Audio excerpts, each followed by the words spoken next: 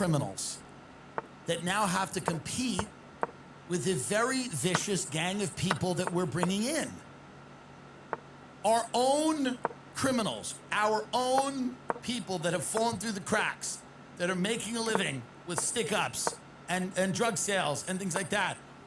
They have to compete with foreign workers coming into their apartment buildings with guns and killing the people they should be killing. And frankly, it's disgusting. The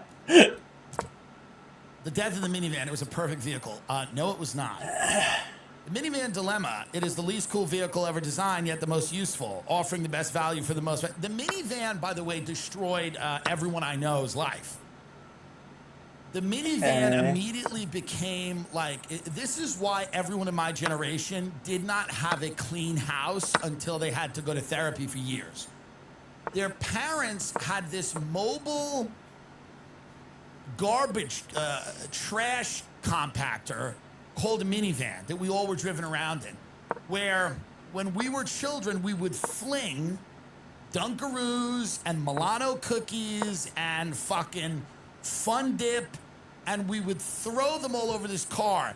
And they had like those felt seats or whatever, you know, that cushion seat, and it was like a weird velvet, and it was always sticky with shit.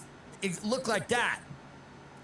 Everyone in my generation was damaged irreparably by growing up with minivans, eating in them, fighting with your brothers and sisters and friends in them, having your parents, it was all part of going through a drive-through, eating the food, throwing the food, and look at them. This is the way they looked, and that's why when my generation of people went to college, their dorms were disgusting. When they first got girlfriends, their girlfriends went, "What the fuck? How were you raised?" And they were raised in a fucking minivan by boomers that turned it into a disgusting environment on wheels. The cars you grew up in are the reason you're an animal. They are.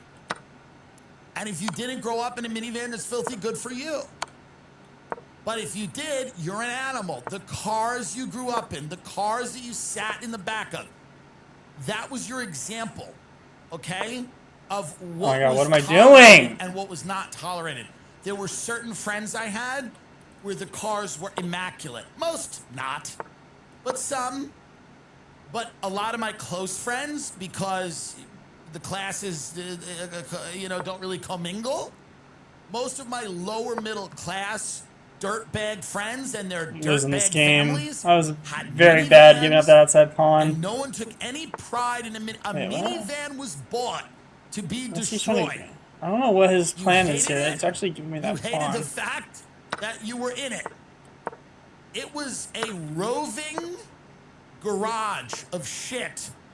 And you would see them. You would get in line at Wendy's, and it would be minivan. My mother had an Econoline Ford van. The minivan wasn't enough. She needed a big van that had a bed in the back, because she would always go and get antiques. She would pick up furniture that people had left outside of their houses in the hopes that she was going to refurbish it. But the minivan, I couldn't think of a type of vehicle that did more damage to people than the minivan. Here's what the minivan did. It made everybody a fatty boombatty. Number one, you don't need that much space. You don't. You don't. You don't need that much space. The minivan was so that you could go and shop and buy crap, put it in the car. You could go eat and put leftovers in the car.